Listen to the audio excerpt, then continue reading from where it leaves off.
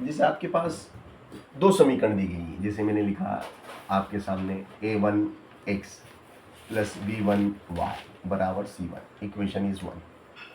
a2x plus b2y बराबर c2, समीकरण 2, है ना। अब ये दो चरों वाला रैखिक समीकरण युग्म है।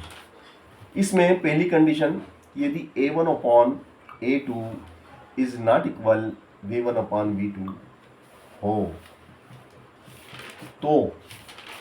तो समीकरण निकाय, जो समीकरण युग्म है, समीकरण युग्म कहो या निकाय का एक अद्वितीय हल होता है। एक अद्वितीय हल होता है। हल कैसे होते हैं? हल संगत होते हैं, हल संगत होते हैं। और रेखाएं कैसी होती हैं? रेखाएं प्रतिच्छेदी होती हैं, रेखाएं प्रतिच्छेदी होती हैं। नंबर दो की बात करें, यदि a1 बटे a2 इज इक्वल v1 बटे v2 नॉट इक्वल c1 बटे c2 हो तो समीकरण युग्म कैसा होगा बेटा? समीकरण युग्म हो तो समीकरण युग्म समीकरण युग्म का कोई हल नहीं होगा, कोई हल नहीं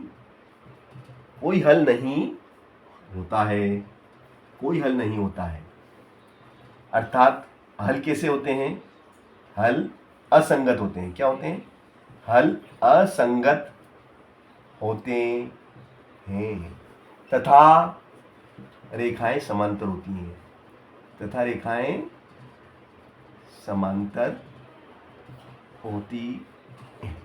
तीसरी कंडीशन है, यदि a1 बटे a2 बराबर v1 बटे v2 बराबर c1 बटे c2 हो तो समीकरण युग्म के अनेक हल होते हैं। और हल कैसे होते हैं भाई साहब? हल संगत होते हैं तथा रेखाएं कैसी होती हैं?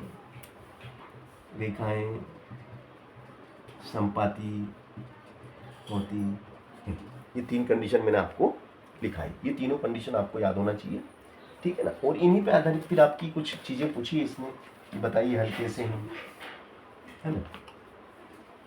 हमें बताना है कि रैखिक समीकरण संगत है कि असंगत है, ये हमें पता लगाना है कि रैखिक समीकरण जो दी गई है हमें। देखो पहला ही सवाल है आपका, क्या है? 3x plus 2y, 3x plus 2y बराबर क्या? 5। 3x plus 2y is equal to 5, equation is 1। और दूसरी समीकरण है 2x minus 3y, 2x minus 3y is equal to 7, equation is 2। ये दो समीकरण है आपके पास, ठीक है ना। अब हमें पता लगाना है कि भाई दी गई रैखिक समीकरण के युग्म संगत हैं या असंगत हैं, है ना। संगत हैं या असंगत हैं, लिख लो आराम से, कोई दिक्कत नहीं, आराम से लिखो।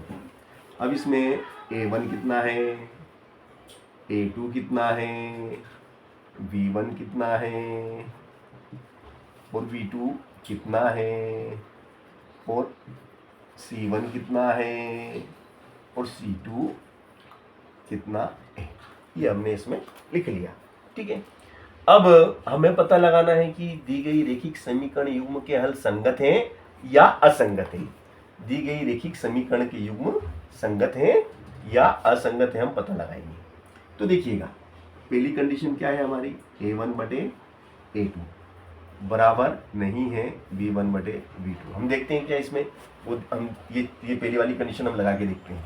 देखो 3 बटे 2 और 2/ऋण 3। क्या ये बराबर है? ये क्या बराबर है? इसमें नहीं है ना। तो हम देखते हैं कि देखो 3/2 और 2/ऋण 3 क्या बराबर है? नहीं। तो बराबर नहीं है तो बराबर नहीं। अर्थात इसका मतलब क्या हुआ? अर्थात इसका मतलब ये हुआ कि A1/A2 बराबर नहीं है B1/B2 के। इस समीकरण में, ये समीकरण ऐसी है, यह समीकरण युग्म, यह रेखिक समीकरण युग्म ऐसा है जिसमें A1/A2 B1/B2 के बराबर नहीं है। अब जब बराबर नहीं है तो रेखिक समीकरण युग्म बराबर नहीं है, इसका मतलब क्या हुआ? इसका मतलब ये हुआ कि इसका एक अद्वितीय हल है, इसका एक नहीं है। इसलिए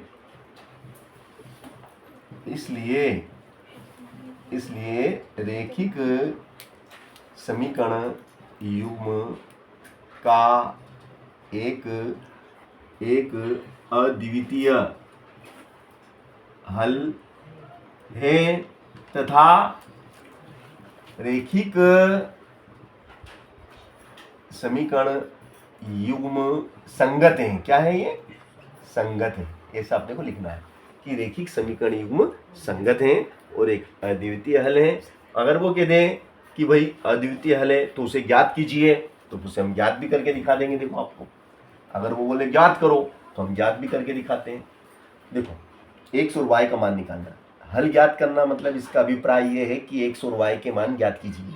तो 2 का गुणा हम समीकरण 1 में करेंगे। 2 का गुणा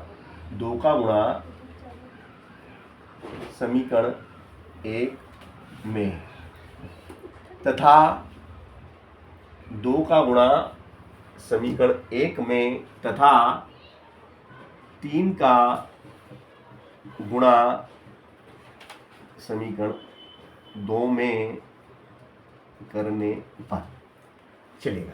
तो देखो भैया, 2 का गुणा हम किस में करेंगे? इस 2 का गुणा, ये जो 2 है ना आपका, इसका गुणा हम इसमें पूरे में करेंगे। तो 2 का पढ़ा 3 बार बोलो, 2 तिया 6, फिर 2 का पढ़ा 2 बार, 2 दूनी 4, फिर 2 का पढ़ा 5 बार, 2 पंजे 10। अब 3 का गुणा इसमें करो बेटा, 3 दूनी 6 और 3 तिया 9 और 3 से 21। अब भैया आप क्या करेंगे? हम घटाएंगे। घटाने के लिए आपको क्या करना पड़ेगा? चिन्ह बदलना पड़ते हैं ना, घटाने पर। तो देखो ये दोनों प्लस के हैं तो नीचे वाले की माइनस हो जाएंगे, फिर ये माइनस वाला प्लस हो जाएगा, ये प्लस वाला माइनस, माइनस प्लस कट गया। तो प्लस के कितने भैया? ये प्लस के 9 बाय, ये आपके प्लस के 9 बाय और प्लस के 4 बाय, 9 बाय और 4 बाय कितने होंगे? 13 बाय। अब ये ऋण के कितने बचेंगे? 1 और 1 है ना, ऋण का सही कर रहे हैं अपन, ऋण का 11 बचेगा। तो y बराबर कितना हो जाएगा? ऋण का 11/13, ऋण 11/13 y का मान आ गया। अब y का मान आप समीकरण 1 में रखने पर, y का मान समीकरण 1 में रखने पर, चलो समीकरण 1 क्या कहती है आपकी? 3x + 2, y की जगह कितना आ गया? ऋण का 11/13 बराबर कितना? 5। अब देखिएगा ये हो जाएगा आपका 3x ऋण 11 दूना 22/13, 22/13 बराबर कितना? 5। अब ये ऋण का उठ के उधर जाएगा, क्या का हो जाएगा? धन का हो जाएगा भैया। तो ये हो जाएगा 3x बराबर 5 धन, ये उधर गया धन का 22/13। फिर ये हो जाएगा 3x बराबर नीचे 1 13, 13 पंजे बोले 65 और 22 एकम 22। तो ये हो गया भैया आपका 7/8/13। तो ये हो जाएगा आपका x बराबर 87/13 और 3 गुणा में है तो बटे में आ गया। 3 से काट दो, 3 दूनी 6 बचेंगे 2, 3 नाम 27। तो ये हो जाएगा 29/13। कितना हो गया? 29/13। तो इस तरीके से आपने x के 2 मान ज्ञात करें। 2 कौन कौन से करें? x का मान कितना आया भैया? 29/13 और y का मान आया ऋण 11/13। ये समीकरण के हल, दी गई समीकरण के हल हमने ज्ञात करके दिखाया कि भाई समीकरण के हल ये पता लगाना है कि संगत है या नहीं। ये हमें पता लगाना था, तो हमने आपको पता लगा के बताया। चलो अगला प्रश्न इसी क्रम में लेते हैं। इसी क्रम में पता लगाने के लिए अगला प्रश्न लेते हैं हम। ये दिया हुआ है इसने 2x माइनस 3y। लिखो बेटा 2x माइनस 3y बराबर कितना? 2x माइनस 3y बराबर 8, समीकरण 1। फिर ये देता है 4x minus 6y, 4x minus 6y बराबर कितना? बराबर में 9, समीकरण हो गई 2। अब यहाँ पे a1 कितना है, a2 कितना है, b1 कितना है, b2 कितना है, और c1 कितना है, और c2 कितना है। क्या हमने लिखा? अब हम देखते हैं, क्या देखते हैं बेटा? देखो 2/4 और ऋण 6 बीच में बराबर, क्या बराबर है? देखो मैंने क्या लिखा, देखो 2/4 और ऋण 6, तो ये क्या बराबर है? हाँ। तुमको नहीं दिख रहा बराबर? ये बराबर नहीं दिख रहे? नहीं दिख रहे ना? अभी नहीं दिख रहे ना? अब दिखेंगे। देखो कैसे दिखेंगे, देखो 2 एकम 2, 2 दूनी 4, ऋण से ऋण कट गया, 3 एकम 3, 3 दूनी 6, ऊपर 1 नीचे 2, ऊपर 1 नीचे 2। और देखो फिर बराबर करके लिख देता हूं मैं 8/9। क्या ये बराबर है? नहीं। तो यहाँ हम लिख देंगे ये बराबर नहीं, 8/। अब ये सूत्र बन गया। क्या सूत्र बन गया? देखो तो दूसरा वाला, सेकेंड वाला, a1/a2 बराबर b1/b2 बराबर नहीं c1/c। तो ऐसी कंडीशन आती है तो क्या होता है? रेखिक समीकरण युग्म असंगत है। क्या लिखेंगे?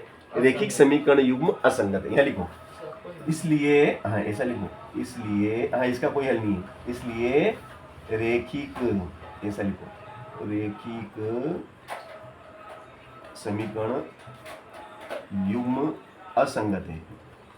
असंगत है, इसका कोई हल नहीं है, इसका कोई हल नहीं है, इसका कोई हल नहीं है भैया। ये असंगत है और इसका कोई हल नहीं है। अब जिसका हल ही नहीं है तो उसे निकाल ही नहीं सकते, उसे हम याद कर ही नहीं सकते, कोई हल है ही नहीं।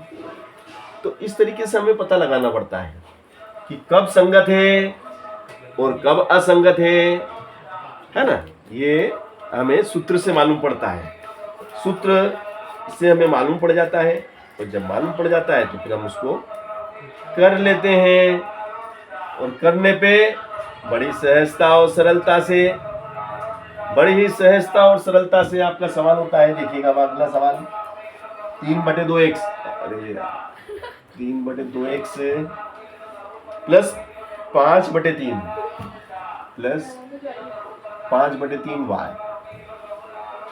इसको रोका भी जा सकता है यहाँ से समीकरण। अब ये दो समीकरण है बेटा आपके पास, बोलो a1 कितना है बोलो तो 3/2, a2 कितना बेटा 9, b1 कितना 5/3, b2 बोलो ऋण का 10, c1 बोलो बेटा 7 है ना, c1 7, c2 कितना 14।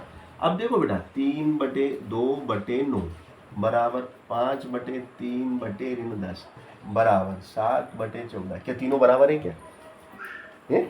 नहीं है। ध्यान से देखो, मुझे बराबर दिख रहे हैं इसलिए कह रहा हूँ, मुझे दिख रहे हैं ये बराबर है। तुम ध्यान से देखो बराबर, तुम्हें भी दिखेंगे, मुझे तो दिख रहे हैं, नहीं दिख रहे हैं ना? मैं अब तुमको बताता हूँ कैसे बराबर देखिएगा। 7 एकम 7, 7 एकम 7, 7 दूनी 14। देखिएगा ध्यान से, ऊपर कितना है 3, नीचे कितना है 2, तो 2 को नीचे ले लो 9 के साथ, ऊपर 5, 3 को नीचे ले लो किसके साथ -10।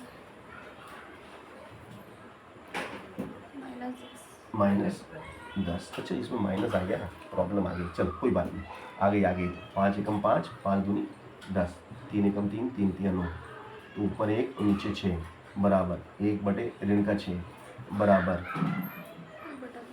1/2।